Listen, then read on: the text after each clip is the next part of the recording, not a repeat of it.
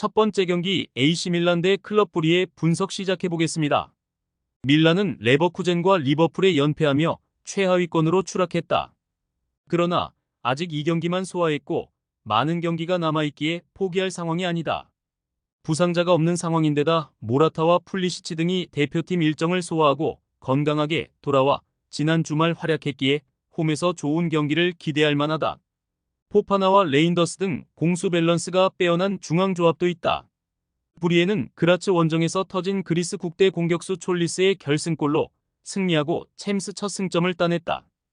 결과 외의 경기 내용도 좋았는데 메셀레와 세이스 등이 90분 내내 안정감 있는 수비를 보여줬고 오네디카의 수비 보호도 인상적이었다. 이 경기는 원정에서 강팀을 상대하기에 바나켄과 오네디카 등 중원이 최대한 수비적으로 임할 것이다. 밀란의 승리를 본다. 브리에는 벨기에 리그 최고의 중원을 보유한 팀이다.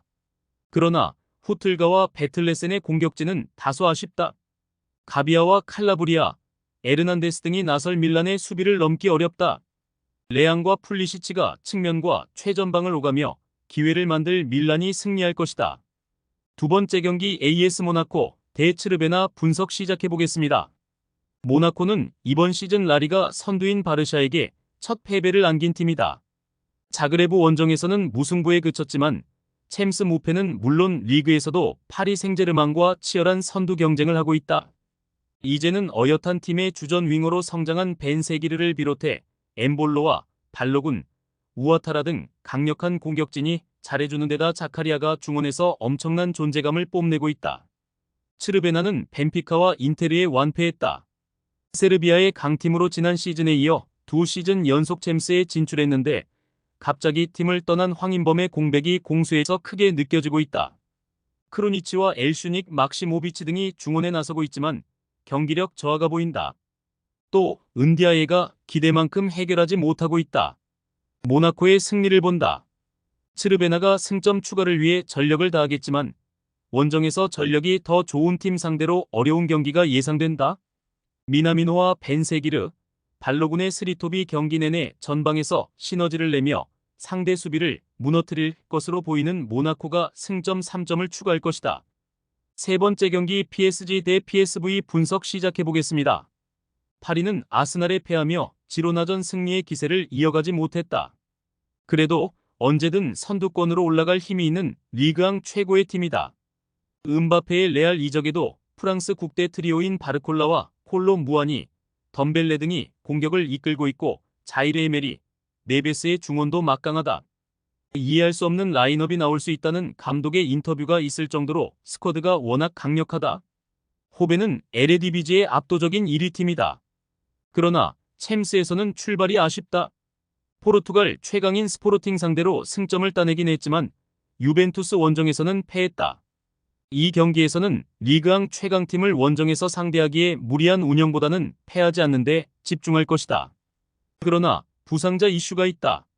주전 스트라이커인 룩 데용이 돌아왔지만 백업인 페피, 중앙 미드필더인 비어만 등이 휴식기 동안 부상당했다. 파리의 승리를 본다. 홈팀은 어매치 기간 동안 대다수 선수들이 대표팀을 다녀왔지만 별다른 전력 누수가 없다. 공격진 전력의 절반 이상이 떨어져 나간 호벤 상대로 우위를 보일 수 있다. 바르콜라와 하키미, 멘데스 등이 상대의 측면을 허물 파리가 승리할 것이다. 네 번째 경기 유벤투스 대 슈투트가르트 분석 시작해보겠습니다. 유벤투스는 에레디비지의 선두인 호벤에 이어 독일 2위를 달리는 라이프치히도 잡아내며 챔스 선두권에 올랐다. 징계를 받으며 지난 시즌 유럽 대항전에 나서지 못했는데 복귀 무대에서 기대 이상의 성적을 내고 있다. 대표팀에 나서지 않으며 클럽에 집중하는 두산 블라호비치가 최전방에서 확실하게 골을 터뜨리고 있고 칼루르와 브레머의 수비도 탄탄하다. 슈투트는 레알전 패배에 이어 스파르타 프라하 상대로 승점 1점을 따내는 데에 그쳤다. 프라하 상대로는 경기를 압도했지만 운다부와 데미로비치가 수차례 기회를 놓쳤다. 때문에 하위권으로 추락했고 16강 진출을 위해 이 경기에서 승점 추가가 필요하다.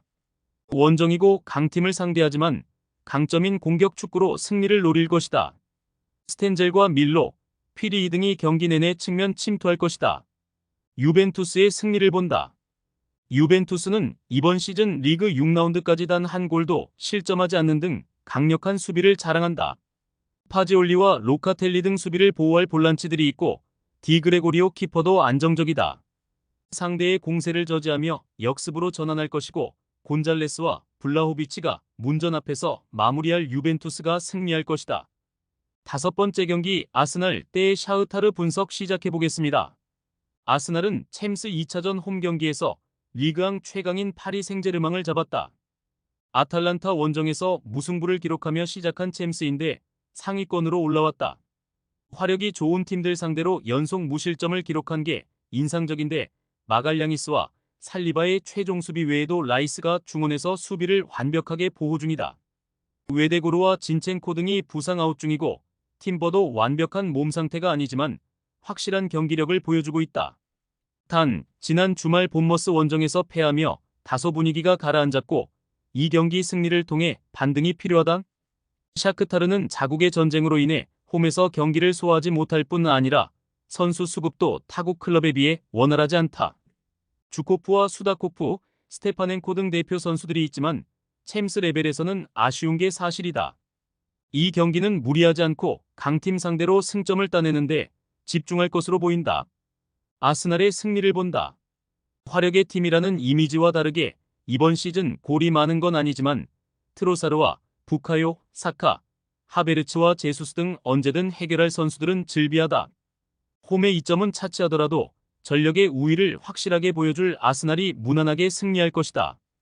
여섯 번째 경기 에스턴 빌라 대 볼로냐 분석 시작해보겠습니다. 빌라는 영보이스 원정승에 이어 분데스리가 선두인 뮌헨도 잡아냈다. 첫 출전한 챔스인데 초반 기세가 대단하다. 리그에서도 지난 시즌에 이어 상위권에 위치해 있는데 공수 밸런스가 안정적이다. 팀의 가장 중요한 선수 중 하나인 맥긴이 부상 중이지만 틸레만스와 오나나, 바클리 등이 공백을 메우고 있고 챔피언십 최고의 윙어였던 필로진 효과도 크다. 볼로냐는 이번 시즌 리그와 챔스 모두에서 고전 중이다. 지난 시즌 내내 세리에 상위권 순위를 유지하며 챔스로 왔지만 떠나간 선수들의 공백을 메우는 데 실패했다. 저크지 대신 영입한 툴루즈 출신 달린가의 마무리가 되지 않고 있고 은도에도 기대 이하의 퍼포먼스다. 퍼거슨과 캄비아기 등이 부상으로 빠진 여파도 크다. 빌라의 승리를 본다. 볼로냐는 베우케마와 루쿠미 등 몸싸움에 능하고 공중볼 장악도 좋은 중앙 수비가 있다. 그리고 그들을 보호할 볼란치인 프로어의 존재감도 무시하기 어렵다. 그러나 측면 수비가 기복을 보이기에 램지와 로저스 등을 내세울 빌라의 공세에 고전할 것이다. 최종 조합은 영상 아래 고정 댓글로 말 걸어주시면 오늘 정보방에서 무료로 공유해드립니다. 제발 손해보면서 토토하지 말고 다같이 웃으면서 즐겁게 베팅합시다. 함께 하실 분들은 부담 갖지 마시고 편하게 말 걸어주세요.